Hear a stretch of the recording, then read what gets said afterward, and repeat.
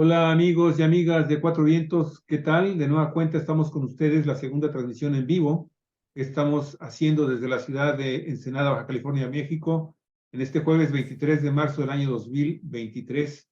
Muchísimas gracias por estar compartiendo nuestro programa y también obsequiándonos me gusta, muy amables, y esperamos que el día de hoy la programación les esté gustando. ¿Qué programa? El que tuvimos hace un momento, de seguro a Jesús Sosa Castro, quien nuestro queridísimo amigo, colaborador de Cuatro Vientos y titular del programa Desde la Izquierda, le va a gustar mucho conocer la historia del Chelis, si es que no lo conociste, Jesús, nuestro querido José Luis Alonso, que falleció hace unos días, el 17 de marzo, Sí, fue pasado día cuando 17. muere, y tuvimos aquí algunos distinguidos miembros del Partido Comunista Mexicano de Baja California, mi estimado Jesús, que al ratito, si quieres, comentamos más al respecto, pero presentamos desde la izquierda.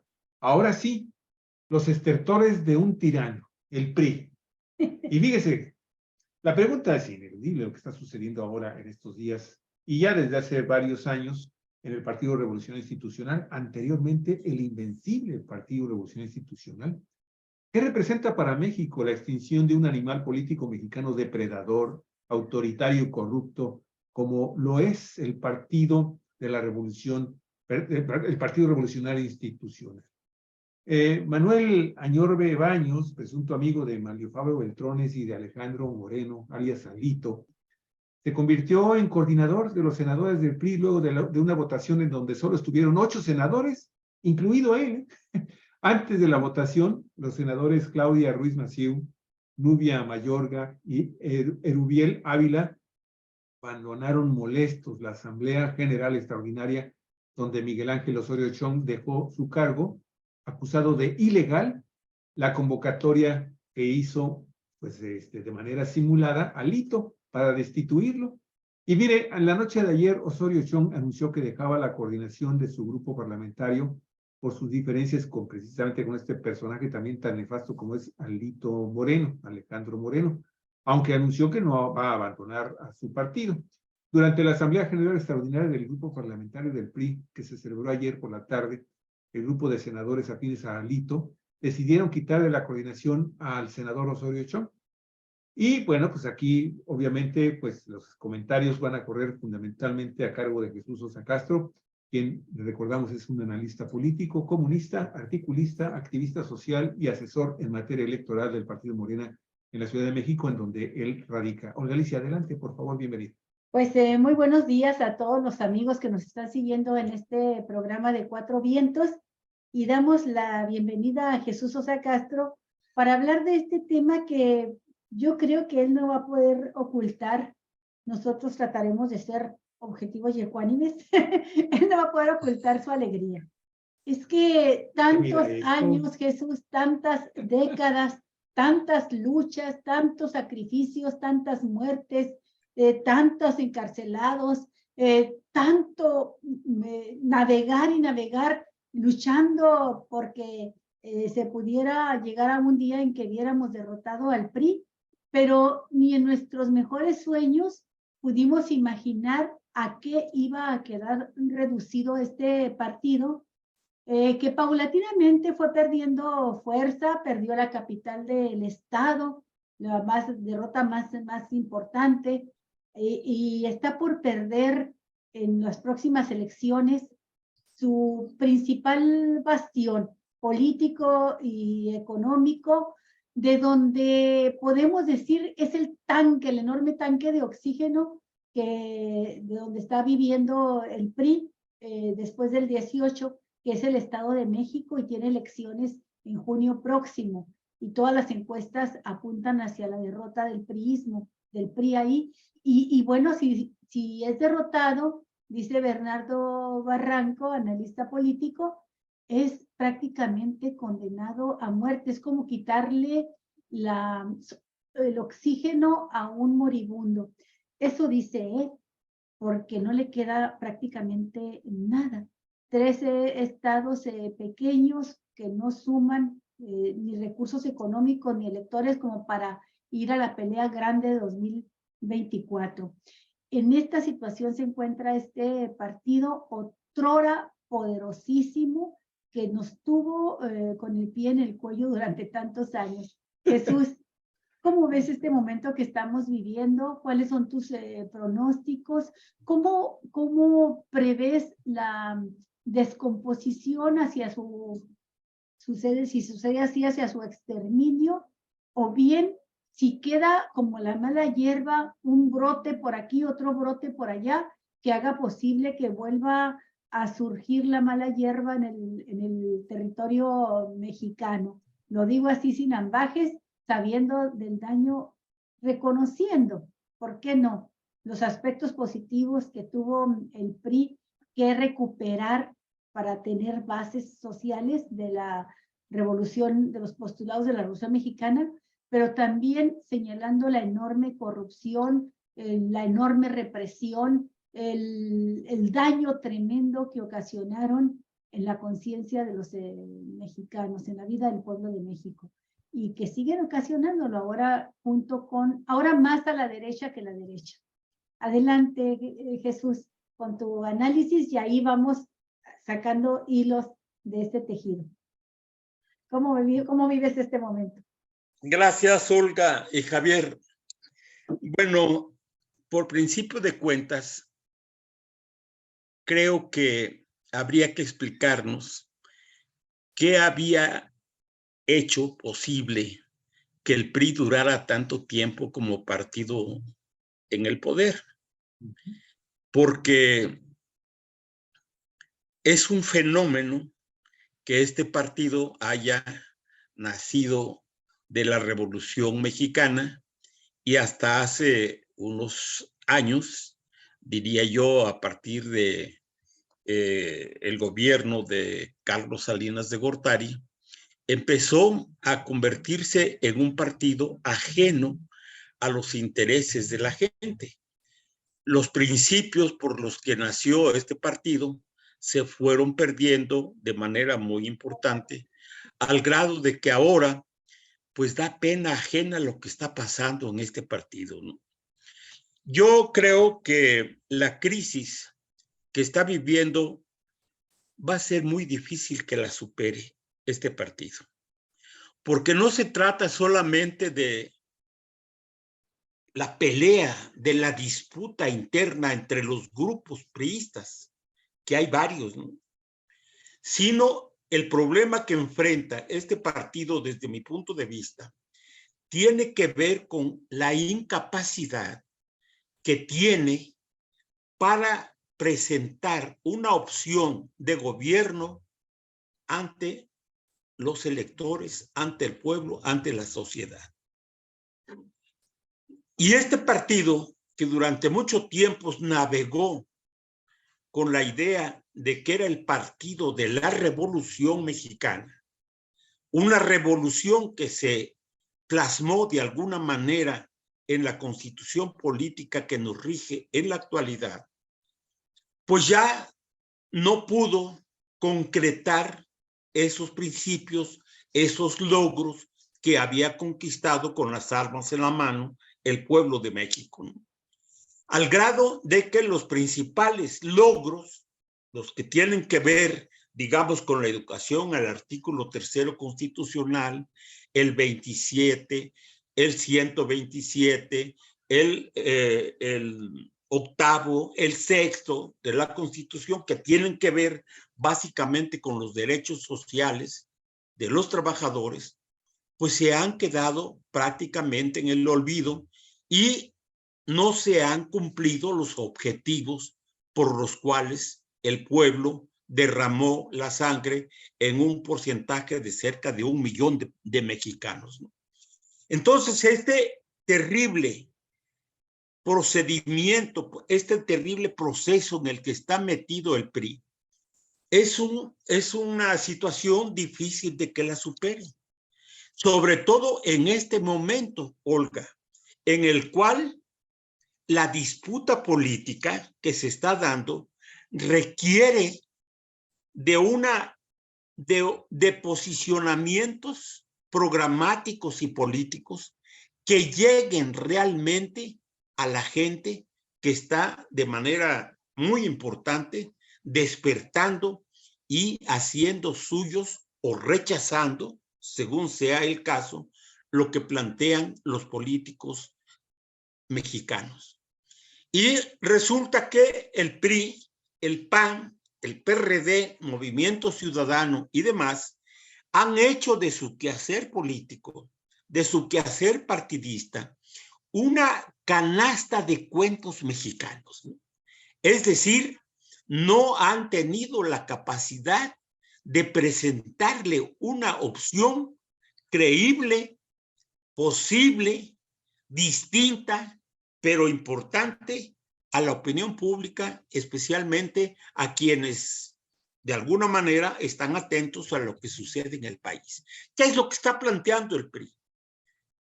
Pues yo, para ser exagerado, diría que no está planteando nada claro, ¿no?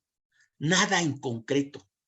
En el Estado de México, los que están haciendo la política, los que rodean a la candidato de ese partido, que es la señora,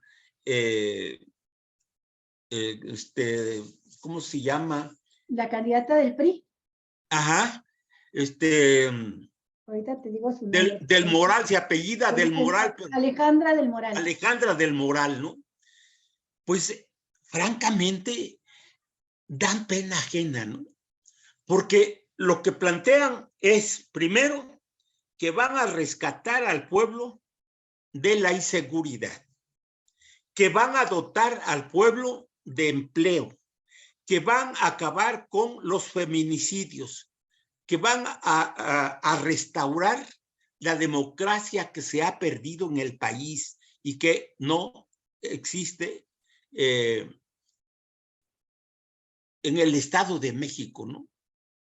Entonces, esto es justamente lo que está ejerciéndose en el país por parte del gobierno de la República. Y lo que está haciendo el gobierno que encabeza López Obrador tiene en su haber un proyecto que se está haciendo realidad, que se está viendo, que está ante los ojos de la opinión pública realizándose. Y en muchos aspectos se ha concretado justamente eso que está planteando el PRI en estos momentos como opción en el Estado de México y en el país. Basta oír el discurso de Alito, por ejemplo, o de la señora, esta sobrina de Salinas de Gortari, ¿cómo se llama? Claudia Ruiz Massieu. Claudia Ruiz Massieu, de Osorio Chong, de los dirigentes principales de ese partido en la Cámara, fuera de la Cámara, políticamente hablando, ¿qué es lo que plantean? No tienen ninguna opción, ninguna agarradera política. Y sobre esta dificultad a la que se están enfrentando, tienen el problema ahora de que se están haciendo pedazos entre ellos. Justamente en el momento en que se requiere la unidad en general de todos los partidos para sacar adelante sus proyectos de gobierno, y ellos no son capaces, ya no digamos de tener un proyecto, sino de presentar una expresión unitaria entre todos los priistas con el objeto de empujar lo que ellos consideran que puede ser la competencia política contra la propuesta que está haciendo el otro lado, la otra parte, que es precisamente Morena y sus aliados. Entonces, Olga y Javier, yo tengo la impresión de que este partido está agonizando desde el punto de vista político y que el Estado de México va a hacer su funeral, va a ser su entierro, porque la verdad, las encuestas, lo que dice la gente, lo que se ve a la luz pública, lo que está pasando, pues indican que este partido no va a remontar sus dificultades internas y menos va a ser competitivo en esta lucha electoral que se viene para el 4 de junio, me parece que es la fecha de las elecciones, ¿no? Y no solamente están corriendo el riesgo de que lleguen desunidos a este momento de tipo electoral, sino que desde el punto de vista político están apareciendo internamente todas las ligas de corrupción en la que están metidos muchos de los principales dirigentes de este partido. Y esto no solamente coincide con la crisis política que están viviendo, sino que incluso la credibilidad que tenían hasta hace algún poco tiempo, pues la han perdido definitivamente, ¿no? Entonces, para mí y para mi modo de ver, no solamente el PRI se encuentra en esta situación difícil, creo que más difícil que la que tiene el PAN, aunque el PAN por ahí va también. Y ya no hablemos del PRD, que es un partido completamente desprestigiado, ¿no?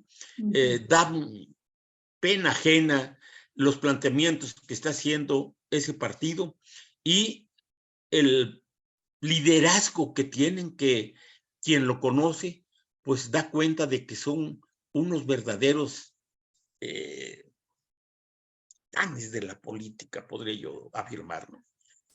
Entonces, creo, Olga, que la oposición toda está en una situación difícil, muy difícil, porque tienen un montón de aspirantes, todos ellos sin un crédito político que los lleve a ser candidatos serios en estas contiendas que vienen.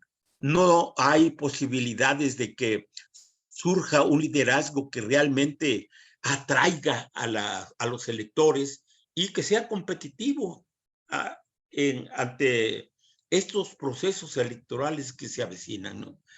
Entonces, la crisis que vive el PRI, que vive el PAN y que vive el PRD, me parece que están en el nivel peor que ellos pudieron imaginarse. No veo yo que sus diferencias internas sean superadas.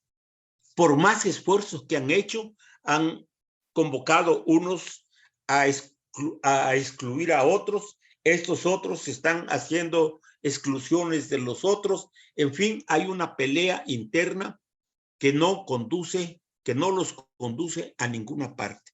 Y sí creo que la crisis que viven va a expresarse, va a reflejarse en estas elecciones del Estado de México y, por supuesto, en las elecciones del 2024. Sí. Jesús, lo que parece inconcebible es que Alejandro Moreno, logre permanecer en la dirección del partido y no solamente eso, alcance la fuerza suficiente para tumbar a Miguel Ángel Osorio Chong, exgobernador de Hidalgo y líder de la chiquibancada, así le pusieron, la chiquibancada que quedó la más pequeña que haya tenido jamás en su historia de senadores en esta legislatura. En 2018 alcanzó 14 senadores contándolo a él, y recuerdo muy bien que se sacaron una selfie y dijeron, toda la bancada del PRI cabe en una selfie. Y eso que ahí estaba Beatriz Paredes y gente que ocupa mucho espacio, ¿no? Y todavía le sobraban espacios. Se veían por ahí algunos vacíos en la selfie que tomó muy, muy sonriente, eso sí, con buena actitud ante la adversidad, Osorio Chong. Osorio Chong no es de defenderse. Osorio Chong fue secretario de gobierno con Peña Nieto y pocas veces se le menciona, pero el secretario de Gobernación en ese sexenio concentró mucho poder Tú recordarás que le dejaron al secretario de Gobernación el mando sobre las fuerzas policíacas. Y bueno, en gran parte tenía el mando sobre el ejército porque siendo el presidente, el comandante supremo, Peña Nieto, pues muchas de las actividades políticas todas las delegaba en Osorio Chong. Así es que ha salido bien librado con la prensa, pero siempre que hablamos, por ejemplo, de Ayotzinapa, con esa masacre, bueno, de desaparición y todo hace entender asesinatos de estudiantes normalistas, ahí está el nombre de Osorio Chong. Y Osorio Chong no podemos olvidar que formó y forma seguramente parte de una de las mafias políticas más perniciosas en Hidalgo, ¿no? y que está en una red de corrupción de las universidades y de toda la clase política hidalguense.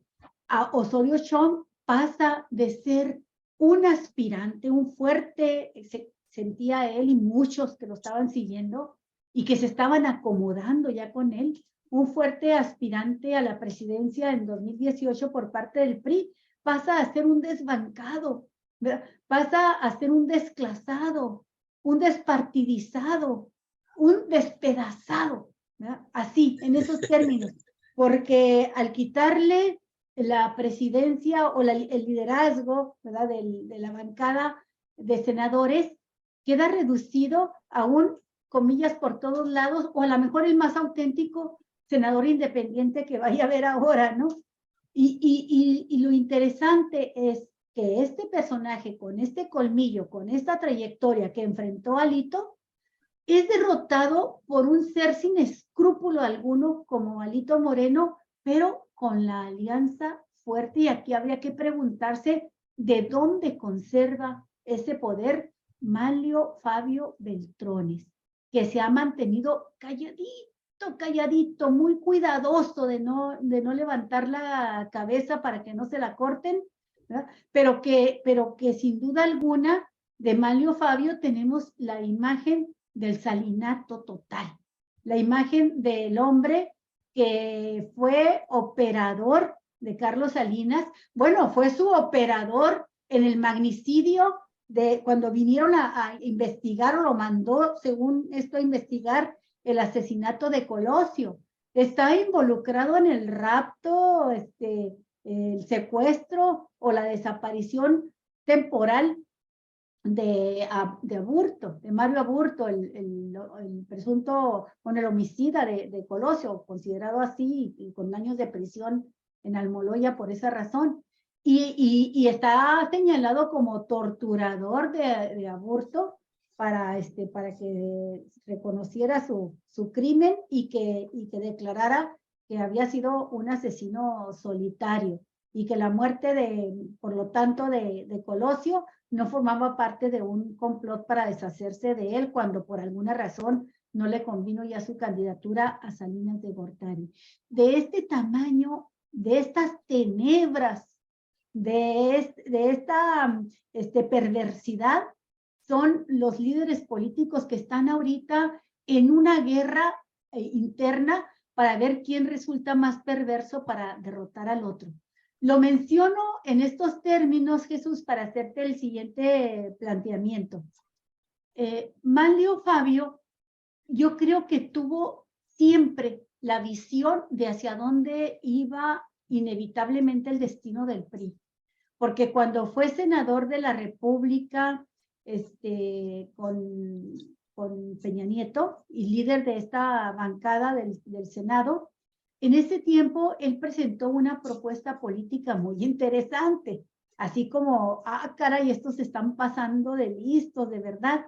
Planteó él que el país estaba dividido en tercios, ¿verdad? Y que la víspera de 2012, perdón, había sido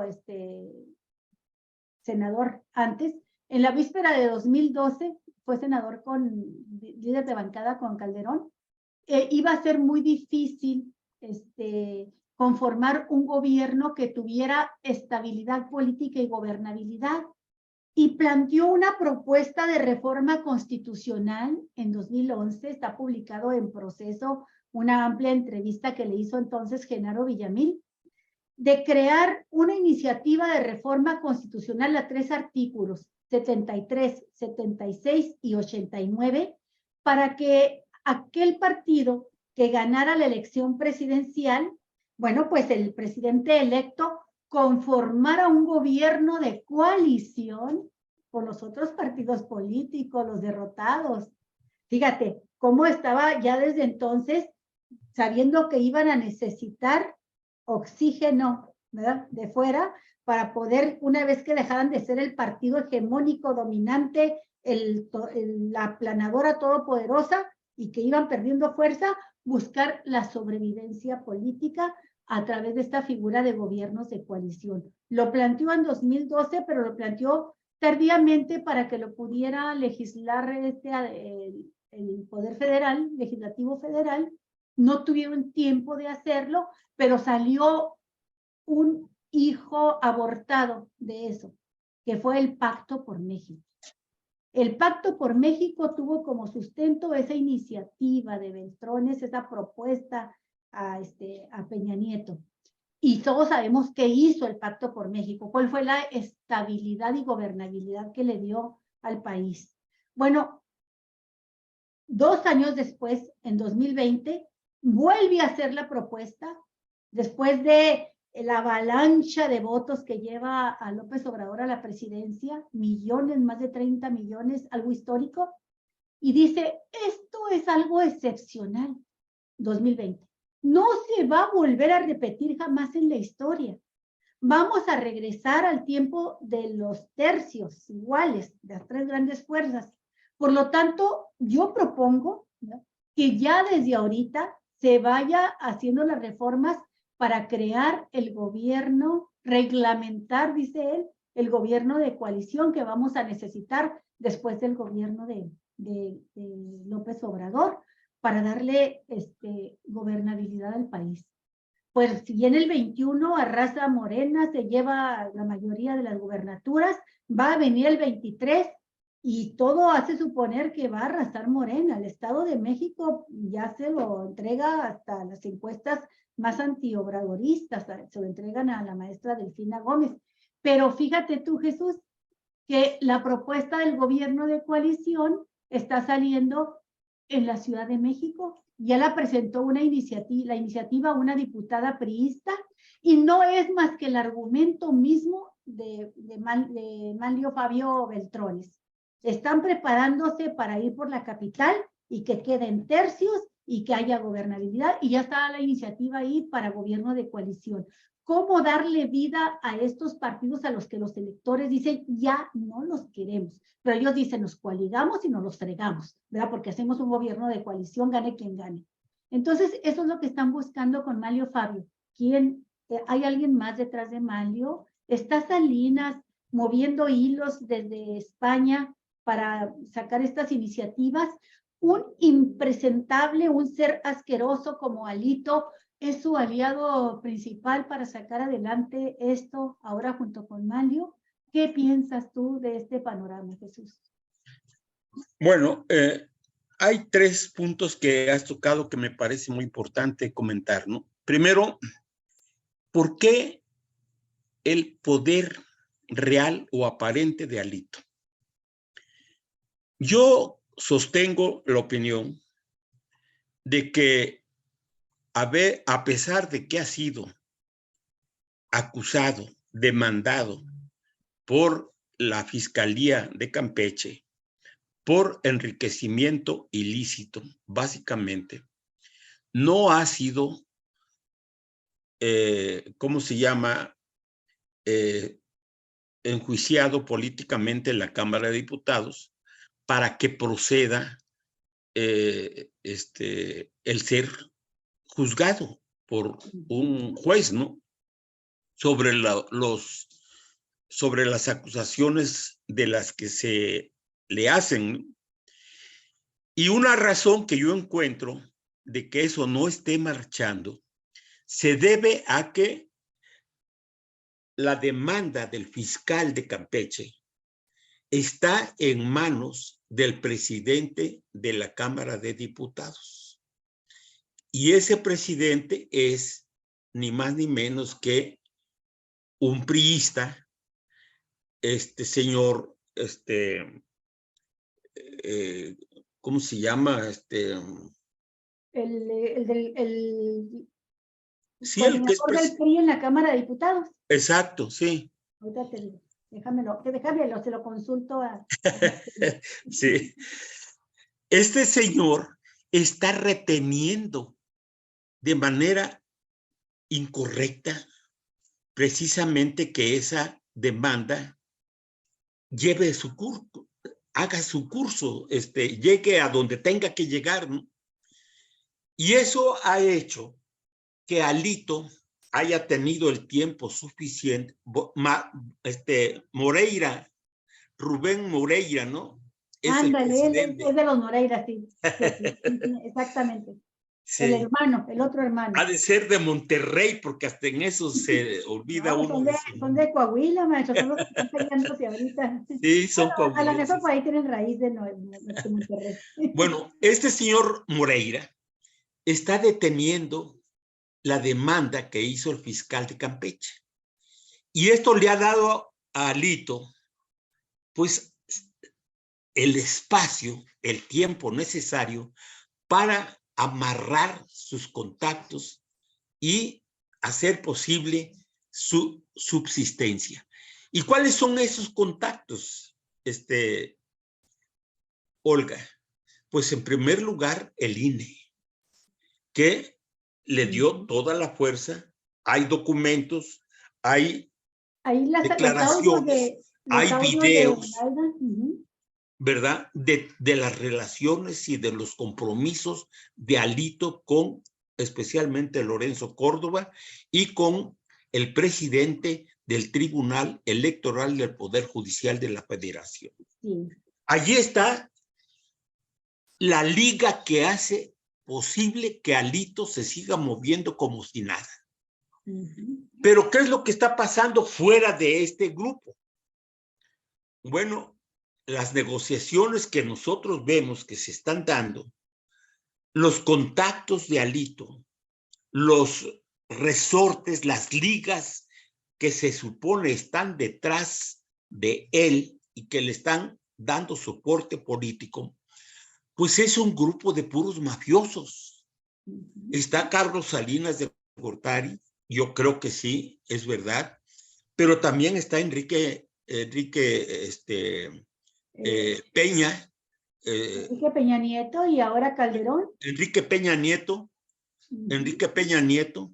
Está también Calderón, aunque sea de otro partido. Y están, obviamente, ahora los de la Suprema Corte de Justicia de la Nación. Esto es lo que está manejando Alito y lo que lo hace aparecer como un líder con respaldo político y electoral, ¿no? Pero esto, Olga, según mi opinión, solamente se está dando a nivel de la burocracia. De la cúpula. De la cúpula, entre los mafiosos. Sí, porque pierde elección tras elección. Todos ellos, Olga, están embarrados de corrupción. Son personas que no tienen nada limpio en su haber y que son en este momento personas que se están apoyando en la conducta política que está ejerciendo el Poder Judicial para dar la impresión de que ellos todavía tienen la capacidad para moverse, para resolver, para poner y para quitar a personajes. Y los que están siendo excluidos, pues también tienen cola que les pisen. Por eso no hacen mucho ruido. Por eso Chong, pues prácticamente se ha dejado quitar del puesto que tenía, ¿no?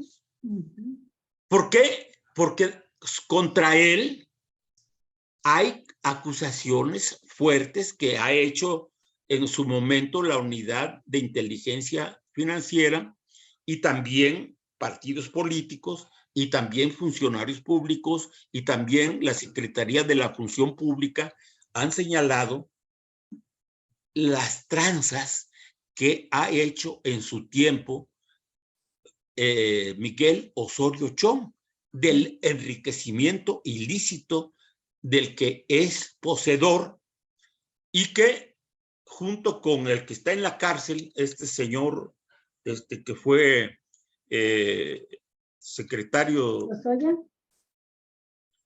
¿Cuál? ¿Lozoya, Emilio Lozoya? No, el que era secretario de la...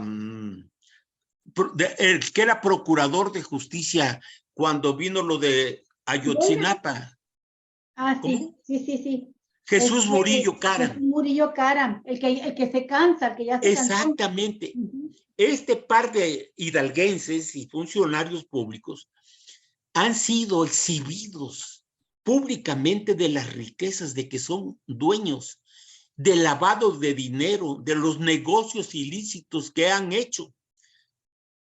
Y entonces, por eso no tienen la autoridad política y moral para defenderse públicamente, recurrir a la gente de base de sus partidos y buscar el apoyo necesario para que no sean víctimas de estas exclusiones arbitrarias que está haciendo Alito de un lado y de otro. Entonces, esta es la razón por la cual este movimiento que está ocurriendo en las esferas políticas de la burocracia priista, pues, ¿a dónde los va a llevar?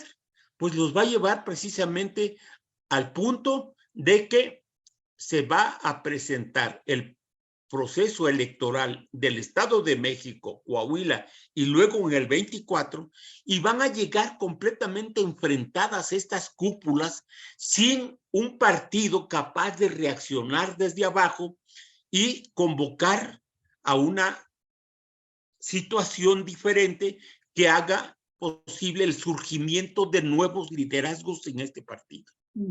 Porque quienes están ahora dominando en esta organización política tienen el poder del dinero, tienen las relaciones políticas y tienen el aparato judicial de su lado. Entonces eso dificulta, por una parte, que la base del partido del PRI se manifieste, y por la otra, las relaciones de complicidad que hay entre los líderes del PRI y el aparato judicial particularmente, me parece que va a ser difícil que las cosas se resuelvan a favor de la gente, a favor de la democracia interna de este partido, de aquí al 24. Sí. Me parece que tienen un momento sumamente complicado, sumamente difícil, ¿no? Acabas de mencionar un aspecto muy importante, fíjate que yo lo estaba pasando por alto. Jesús Murillo Caram, también de Hidalgo, de la misma clica que Osorio Chong, y Osorio Chong en la Secretaría de Gobernación y Murillo Caram como Procurador General de Justicia, cuando sucede una serie de masacres, Tlatlaya entre ellas, y luego lo de Ayotzinapa. Entonces, Murillo Caram en la cárcel. Murillo Caram, ¿qué necesita? Necesita, porque hay que saber, hay que recordar que Alejandro Encinas está trabajando la investigación del caso Ayotzinapa. Que el presidente Andrés Manuel López Obrador tiene un fuerte compromiso político y moral con las familias y con de Ayotzinapa y con el pueblo de México. Lo ha dicho, yo no salgo bien de este gobierno si no cumplo con ese compromiso de esclarecer el crimen de Ayotzinapa, ¿no? La desaparición de los 43 estudiantes. Y entonces Murillo Caram, el que ya lo tienen en la cárcel, puede acogerse al famoso criterio de oportunidad. ¿Y quién era su superior inmediato? Porque en ese tiempo la fiscalía no era autónoma. Así es. Pues Osorio Chong. Por eso Osorio Chong y Peña Nieto. Por eso Osorio Chong no puede defenderse y es echado así como de un garnacho del liderazgo del Senado del grupo priista. Es muy interesante lo que tú has mencionado ahorita y sacado a flote, cómo la complicidad es la mezcla, la corrupción que los embarra y los une a todos. ¿Por qué Alito puede gobernar? Porque tienen los hilos en la mano que jala toda la porquería de todos y cada uno de ellos. Fíjate, tampoco nos explicamos como mexicanos, como mexicanas, cómo es que son capaces de salir a defender a un personaje, por ejemplo, como Cuauhtémoc Gutiérrez, el líder de la basura que se demostró en un reportaje periodístico y se demostró luego en la investigación que retomó la fiscal Ernestina Godoy, que manejaba una red de trata de personas, de jóvenes, para prostituirlas, ¿sí? ¿Y qué quiere decir esto, Jesús?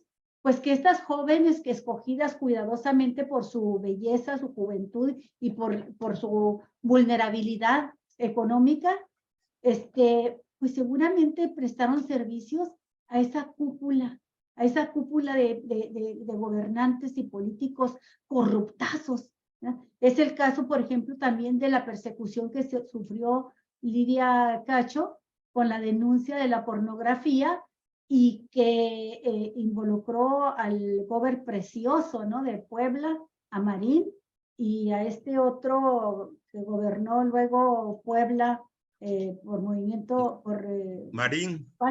No, el otro, Yunen, Ajá. involucrados todos. Entonces, sus propios vicios, su corrupción, su inmoralidad, toda la cola tan larga que tienen, la tienen entretejida entre ellos, de manera tal que si alguno quiere separarse o se portan mal, le cortan la cola y lo separan del grupo, ¿no? Y se pueden ir a la yugular. Esto es lo que está pasando con la derrota del PRI, porque en otro momento no se pudo haber dado. Tenía que ser derrotado y derrotado de manera apabullante para que se hagan garras entre ellos. O en otro momento se arreglan porque se arreglan, ¿no? Empezaron por las malas con el asesinato de Colosio, pero no iban a poder continuar así. Por sobrevivencia tenían que hacer más fuerte la amalgama que los uniera y sacan el Pacto por México. Y vuelvo al tema del gobierno de coalición que están proponiendo. Ya en 2011, cuando lo propuso Manlio Fabio Beltrones, y él quería ser candidato en lugar de Peña Nieto, andaba buscando también esa posibilidad, dijo que tenía ya el visto bueno del PRD. La bancada del PRD estaba de acuerdo con un gobierno de coalición, hacer las reformas constitucionales para lograrlo, y mencionó a algunos panistas también. Entonces, me gustaría que nos dieras tu opinión. Posibilidades reales. Siento yo que es mientras no se logre el pronóstico de Manlio Fabio, de que baje la votación de Morena a punto en que tengan las fuerzas otra vez más o menos equilibradas por iguales en la votación, es imposible un acuerdo así, pero sobre todo, no solamente por la cantidad apabullante de votos y la simpatía mayoritaria que tiene el obradorismo, sino también porque cómo pretenden ellos levantar cabeza o cómo pretenden crear un gobierno de coalición. ¿Cómo se podría hacer, Jesús, cuando lo que está confrontado son dos proyectos antagónicos de país? Bueno, mira, yo creo que el cálculo que hacía en su momento Manlio Fabio Beltrones de que el país estaba dividido en tercios, pues a lo mejor en algún momento él observó que eso estaba ocurriendo, pero en la actualidad eso no está sucediendo, no es así, ¿no? Me parece que lo que ha planteado con mucha claridad, a mi juicio, el presidente de la República, en el sentido de que actualmente hay dos bloques. Uno que está a favor de los intereses del pueblo y el otro que se opone, o sea, el grupo el bloque conservador, ¿no? Y ellos están sobreestimando su fuerza. Yo estoy convencido de que van a ser derrotados en las elecciones del 2024. ¿Por qué creo eso? En primer lugar, porque a estas alturas ellos ya deberían tener resueltas varias cosas. En primer lugar, un proyecto político que realmente signifique un avance en relación al proyecto que la gente apoya, que es el de la Cuarta Transformación. Y visiblemente, este grupo opositor no cuenta con eso.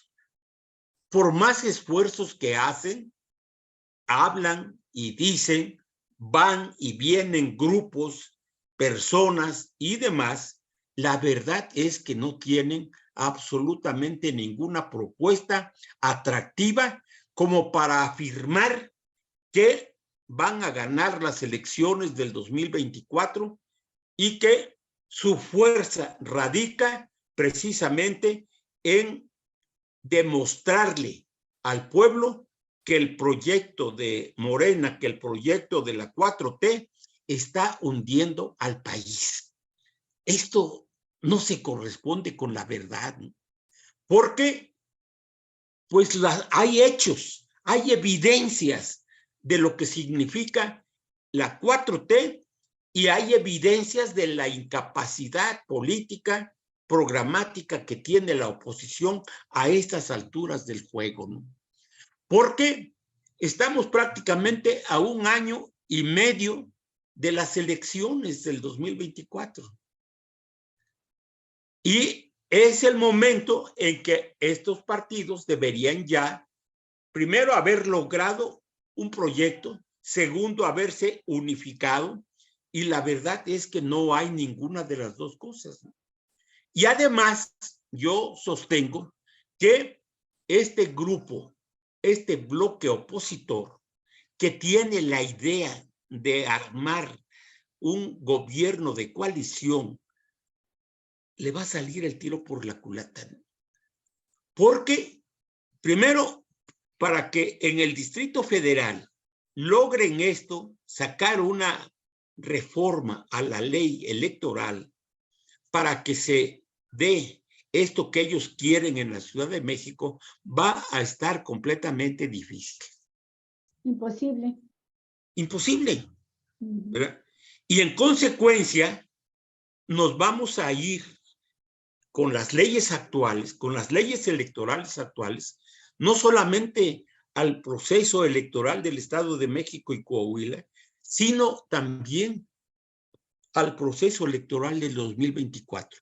Porque aun cuando la Suprema Corte de Justicia, el Tribunal Electoral, el INE y otros órganos autónomos definan finalmente que no es posible aprobar el plan B del presidente y que nos quedamos con las leyes vigentes hasta hace poco, antes de que se aprobara el plan B, ¿verdad?, en la Cámara de Diputados.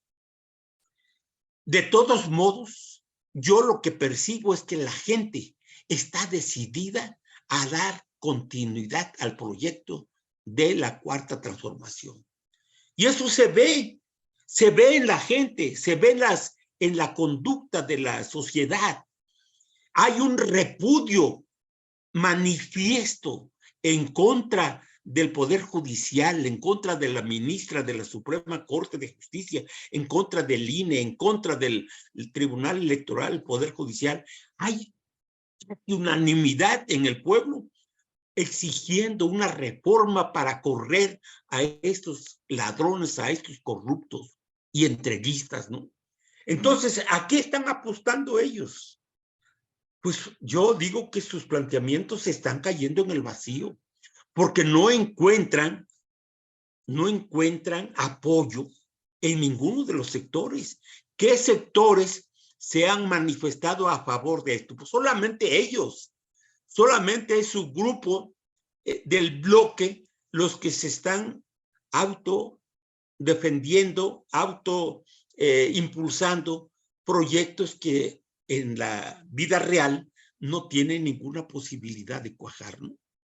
Entonces, yo creo que la oposición, que el bloque opositor no va a poder sacar adelante esto que de manera soterrada, de manera oscura, están impulsando ya sea Fabio Beltrones, Carlos Salinas de Gortari y otros, ¿verdad?, que están bajo el agua, el tapete, ¿no? Impulsando precisamente estas con el claro objetivo de confundir, de manipular a la opinión pública, pero que no tiene ninguna agarradera política que haga posible el apoyo mayoritario de los electores y de la opinión pública. A mí me gustaría, mi estimado Jesús, plantearlo de esta manera. Esta caída del Partido de Revolución Institucional que estamos viendo ahora no se da en este año, ni se da hace 10 años, ni hace 20. Este es un fenómeno que surge prácticamente a raíz del rompimiento del Partido de Revolución Institucional. A raíz de que abandona el primer proyecto de nación que impulsó, y lo impulsó medianamente exitoso, porque llegó México en un momento determinado, en la década de los 50 y principios de los 60, en ser digno de ser nombrado como el milagro mexicano. Y ese gran proyecto de nación que realizó con todos sus asegúnes, el Partido Revolucionario se llamó el nacionalismo revolucionario, ¿sí? Basado en las principales iniciativas que se plasmaron en la Constitución Política del país y que, bueno, desafortunadamente no tuvo una mayor penetración después de la presidencia de Cuauhtémoc Cárdenas, de Lázaro Cárdenas, y que, bueno, pues finalmente el ala derechista del PRI, con Manuel Ávila Camacho, pues va profundizando, logra, te digo, medianamente desarrollar al país, le da estabilidad luego de esos veintitantos años turbios del proceso revolucionario armado en México, la confrontación de los grandes cacicazgos, de los grandes generales, y bueno, llegan finalmente con un presidencialismo exacerbado, con Luis Echeverría Álvarez.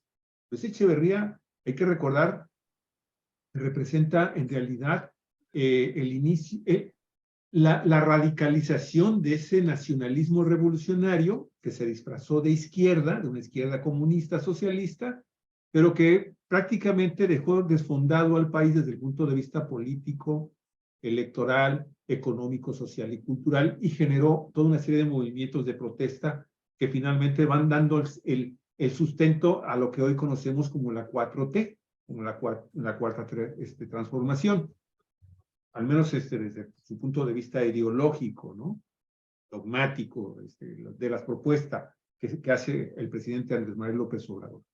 Él mismo, hay que recordarlo, en el rompimiento del 87, de Cuauhtémoc Cárdenas, de Porfirio Muñoz Ledo, de Ifigenia, se incorpora a este movimiento que se dio cuenta que de repente ese presidencialismo exacerbado pues ya no permitía que los grupos del PRI al interior del partido, hizo esa enorme corrupción y esa gran cooptación de grandes masas de trabajadores y campesinos mexicanos a través de estos organismos CNOP, CNC, CTM, que fueron prácticamente anquilosando el desarrollo interno del Partido Revolucionario Institucional en materia político-electoral. Y por eso viene Cuauhtémoc Cárdenas y este grupo, acompañando López Obrador, priista también, en sus orígenes, pues, y con esta escuela del nacionalismo revolucionario, bueno, pues vienen finalmente con ese rompimiento que los llevó a obtener la victoria en el 88 y que, bueno, pues ya llega a consolidar el primer intento de fundar el neoliberalismo en nuestro país a través de este presidente, no de López Portillo, sino el siguiente, de la Madrid Hurtado. De la Madrid Hurtado empieza a meter las líneas del Fondo Monetario Internacional y del Banco Mundial y de los grupos oligárquicos al Partido Revolución Institucional y obviamente a la presidencia de la República. Y Salinas de Gortari pues era el delfín de ese grupo que finalmente se impone al interior del Partido Revolución Institucional y genera finalmente y consolida finalmente la privatización del país y el rompimiento con el nacionalismo revolucionario para la implementación ya abierta del neoliberalismo.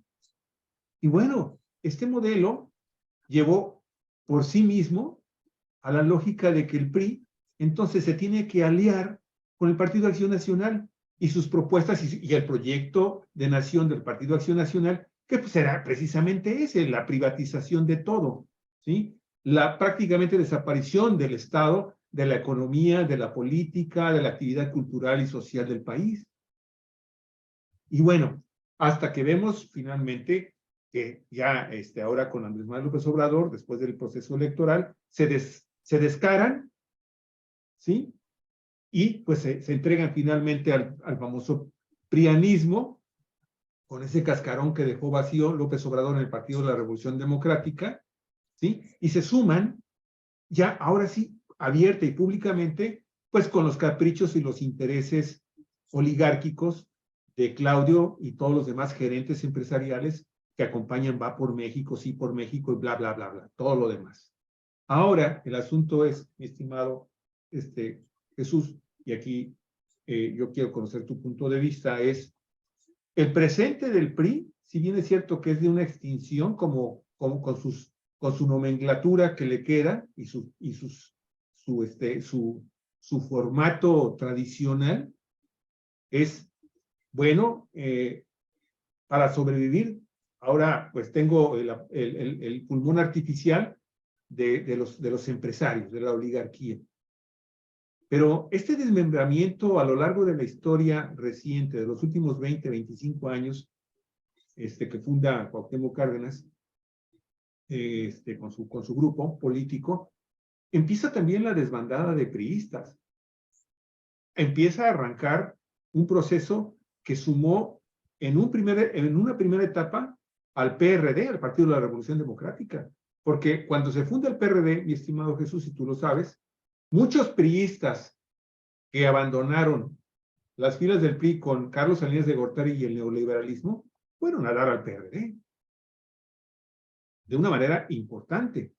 Claro, la presencia de la izquierda tradicional, ¿sí?, le dio también un alto contenido de carácter social al movimiento de Cuauhtémoc Cárdenas, como se lo está dando ahora a través del Partido Morena. Pero el Partido Morena ahora, pues está siendo también recipiente, y eso hay que conocerlo, está siendo recipiente de un número muy importante de priistas que han ido dejando algunos principios por el sentido de la oportunidad, ¿sí? Oye, en este momento, pues a mí me conviene, se está destruyendo mi partido, el Partido de Revolución Institucional, pues me voy al nuevo, ¿no? Al que me puede ofrecer candidaturas. Y eso es lo que ha sucedido también en este caso con Morena.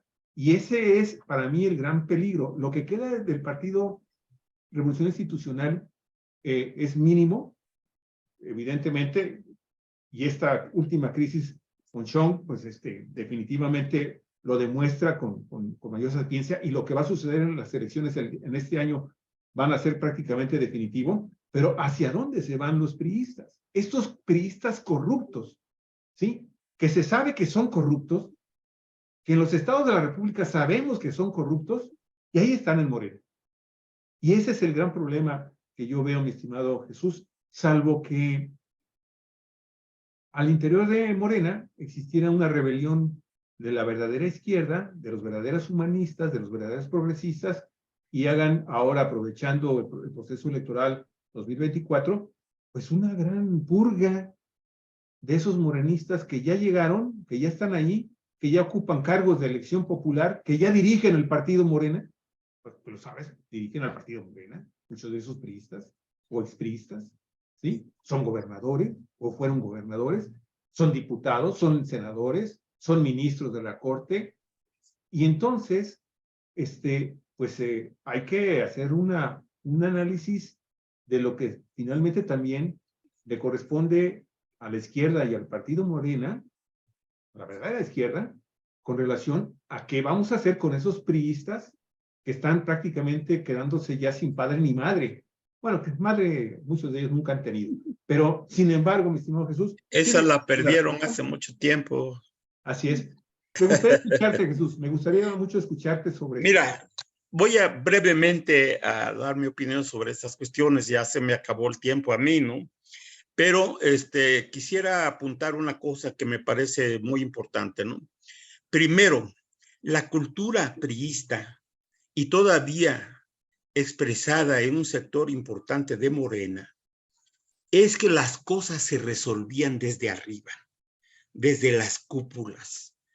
Y cuando las cúpulas tenían básicamente resueltas las cosas, las trasladaban a sus grupos corporativos, es decir, a los sindicatos, a las organizaciones sociales, en fin, aquellas organizaciones que controlaban los burócratas y los políticos de la élite dorada, ¿no?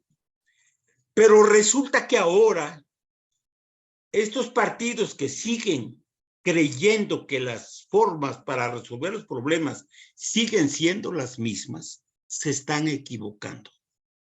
Porque ahora el motor fundamental de los cambios ya no está en las cúpulas, sino en la base, en el pueblo, en la gente. Y esto es lo que están subestimando. No solamente los priistas, los panistas, los perredistas y demás. Porque ¿qué es lo que está haciendo el PAN, el PRI, el PRD y el MC? Están discutiendo arriba. Todo lo que quieren resolver y lo que tienen por delante, quieren resolverlo a nivel de cúpulas, a nivel de grupos de poder. Pero no están pensando en la gente, no están pensando en sus bases. Ningún grupo de estos partidos se ha manifestado para apoyar alguna iniciativa. Primero, porque no la tienen. Y segundo, porque las iniciativas generalmente benefician a los sectores populares, a los dueños del dinero, a los dueños del poder. No son iniciativas políticas ni proyectos programáticos para resolver los problemas de la gente. Son proyectos para volver a las viejas prácticas políticas donde los beneficiados eran precisamente los dueños del dinero, los dueños del poder, los corruptos, los privilegiados, los que se manejaban de manera impune sin que nadie les hiciera nada. Y eso se está terminando. Yo creo que estos grupos están fuera de tiempo, están pensando en el pasado y están dejando de lado lo que viene empujando el presente. Y el presente está justamente en el despertar de los ciudadanos, de los electores, de la juventud. A mí me causó una importantísima opinión que el acto del día 18 de marzo predominara la juventud, Olga y Javier. Sí, sí, sí. ¿Verdad? Eran jóvenes los que estaban allí, los que estaban convencidos de los cambios que hay que seguir impulsando, de que hay que apoyar. No se confundían con algunas opiniones que se expresaban en la plaza, porque había gentes que expresaban su apoyo a Marcelo, medio le chiflaban, expresaban la opinión a Claudia, la apoyaban, a Noroña le gritaban sí, no, en fin, hay una disputa y la gente está percibiendo los cambios que se necesitan, los candidatos que pueden impulsar esas opiniones. Y yo creo que esta es una forma de cómo se está expresando el nuevo impulso de la gente. Y esto es lo que no tiene la oposición.